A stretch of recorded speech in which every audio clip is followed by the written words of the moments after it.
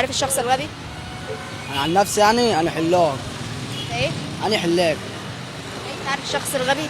شخص انا بقول لك دلوقتي، في واحد بيخش يحلق عندي، بخش مش عارف اي حاجه، وانا بحلقه بيقول لي انت حلقت لي ليه كده؟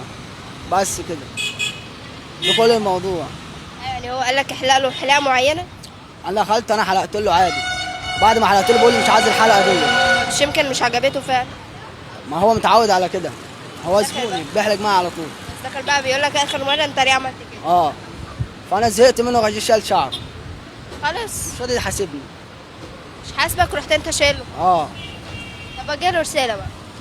عايز اوجه له رساله بطل جوع، يجي يحلق عندي بدفع 50 جنيه، يزود اكتر من كده عشان كده غلط. اسمع ان الشباب بيحلقوا ب 30 ب 20.